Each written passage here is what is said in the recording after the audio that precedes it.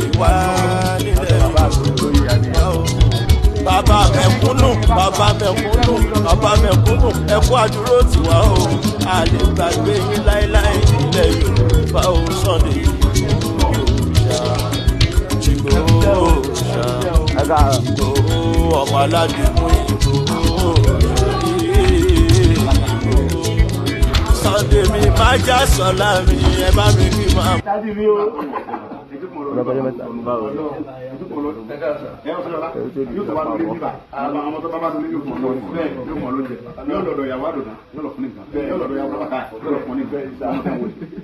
Why that did you? I don't want to Google it. Ah, do it all down.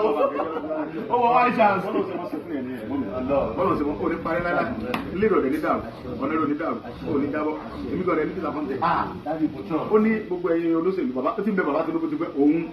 Yoruba, we, Idara, indicate what him Baba to do. Oh, my, you go with Baba. What about Shadem? Put their back. Mo ṣe bá gbé mo ní tí wọ́n bá ti yọ̀ǹda wọn pé máa support 20. Ọlọ́run pé ìjọba yìí àwọn alákó wà lábàá. Àwọn ìjàwá ló jà. Ṣé mo lè wálé kága ní sápá àpá rẹ̀? Èmi àgàdo ọgbọ̀dọ̀ lọ́dún kan tí mo dé jẹ. Gbàdágà yìí ní ìlara. Ọgbọ̀dọ̀ ń bọ̀ gbogbo àwọn ọkọ̀ mi tó ti kẹ́bú sínú ilé yìí ọkọ̀ mi tó bá rọ̀ ọkọ̀ gbọ́dọ̀ lóṣù mẹ́fà. Níjọ́ tí mo lọ ra àwọn mọ́tò yẹn ń Dubai tó tún mọ́ ra Prado yẹn ní 2020 ni mo ra Prado yẹn àti bọ́ọ̀sì tó tó yẹn. GLE tí wọ́n gbé dẹ́sì yẹn bẹ́ẹ̀sì yẹn ní 2019 mo ra 2018 model. Range Octobergraphy mi yẹn mo ra ní 2017 mo ra 2017 model.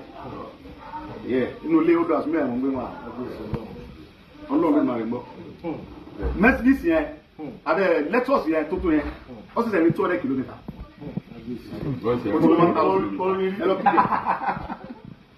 Tuntun brand new one tó dàn bí lára ẹ̀ ni mo já nǹkan lọ. Ṣé wàá mọ̀ pé inú orin lórí wà sá? Ṣé wọ́n pé orúkọ yín náà ní mílíọ̀nù padà fi dìde? Orúkọ pé bàbá gbé struggle ọlọ́run máa gbé yẹn sí bàbá àwọn aláṣẹ ìgbà yẹn lọ́lọ́run dẹ̀ lò pé mi tí mo fi ń kọ́ lẹ́yìn gbogbo àwọn yẹn. Kódà iṣẹ́ mi wà ní ẹgbẹ́ torí wọn. Bí ọ̀rọ̀ tí mo lọ ẹ mo padà sí ẹgbẹ́ ọmọ ìdálẹ̀ ọ̀gá ìyá bí mo wọnú wo lè máa dájọ́ wa lárọ̀jà mẹ́. So tí bá ti kọ́kọ́ wọ bìgẹ́ náà á ní ọmọ Sunday mo yẹ ọmọ lárọ̀jà yẹn ni. Nígbà hype bàbá mi mẹ́. Ẹni lọ ló bọ̀ ẹni lọ ló bọ̀ ọmọ bá ní o ọjọ́ jagun bí ẹrú akọni ni o ẹni lọ ló bọ̀ ẹni lọ ló bọ̀ ẹni lọ ló bọ̀ ọmọ bá ní o ọjọ́ jagun bí ẹrú akọni ni o Sunday Igboho ọmọ alẹ́ ẹ̀ mọ́. Ẹ máa fún ọ sáláàdì.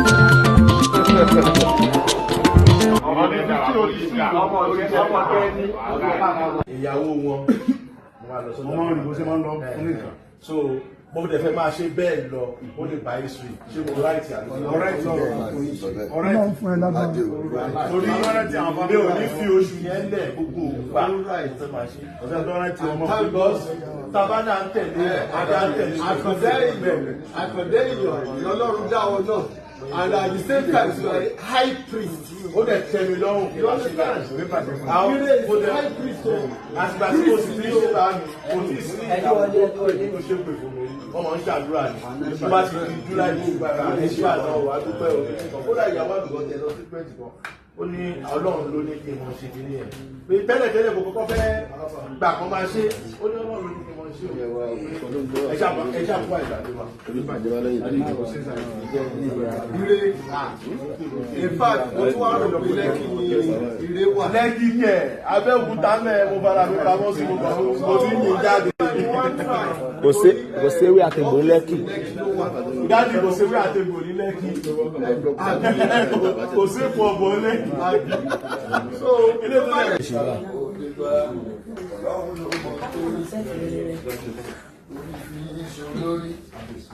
Ọmọ ayọ̀ ní láwùjọ lórí ààrẹ, òtítí lẹ́wọ̀ máa jórí.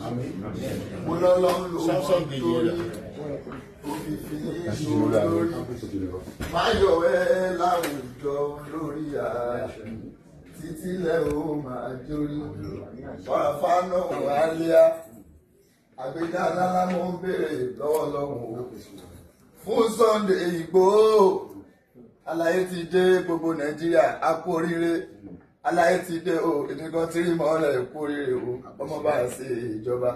Ẹ pàdé wa on the 15 oṣù táwa ẹ̀. A máa ṣe welcome back home. Èmi alámọ̀ tí rí mọ́lẹ̀ màá ní akọ́ ó ti lọ ìdílé. Ó ti lọ nìyẹn. Soka. Ó wà lójú kan náà. Àlàyé rẹ̀ sì gbéra náà. Ọlọ́run ló kẹ́ra yìí. Bàbá mi wọ́n lọ. Ó dé. Wow. And it seems ìjọba ń sọ̀rọ̀ dáadáa contribute sọ̀rọ̀. Saheed.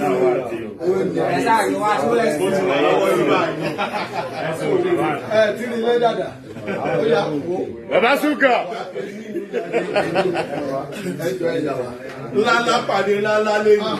Ó lọ bẹ́ẹ̀ bó ti dá ni. Má bolo sí ni. Èèyàn rí. Bóyá jẹ́ nìyẹn. ẹ máa sọ ẹ máa ní tírí tán fojú àná wò tírí tán fojú àná wò ó padà di international mọ́ wọn lọ́wọ́ àwọn tó wá wò ṣẹ́jú akàn wọ́n wà bẹ́ẹ̀ lójú kan náà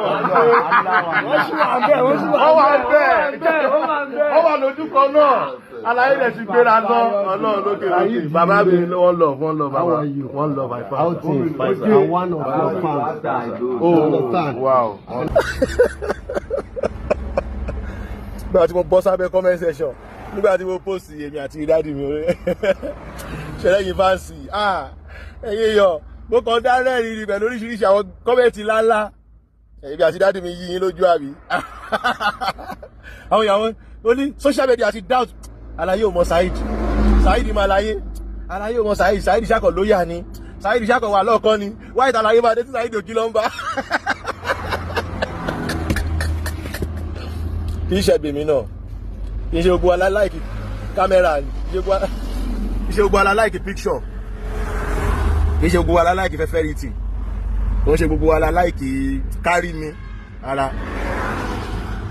My dear brother sisters tẹ́ bá tẹ̀lé yàn ẹ jẹ́ ká tẹ̀lé yàn pẹ̀lú ọkọ̀ọ̀kan ká dẹ̀ nígbàgbọ́ sọ́lọ́run ká dẹ̀ máa ṣe dáadáa ká ṣọrun wa bàbá pọ́n kọjá alẹ́ náà lè dúró dà wá náà káwa náà lè ríyàn dúró tà wá náà. Bàbá yìí jà fún wa ni wọ́n jà fún wa ni wọ́n jẹ̀bi wa wọ́n wò pé ká má kú mọ́ wọ́n dẹ̀ mi lè parọ́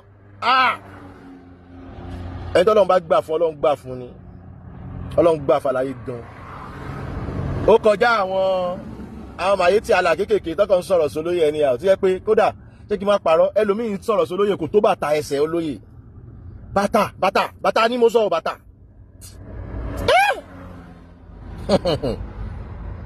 But endorsement ló ṣe kókó bàbá rí mi wọ́n ṣàdúrà fún mi gbogbo yín náà lè ṣàtìrí wọn ò dẹ̀ ṣe pé inú wọn dùn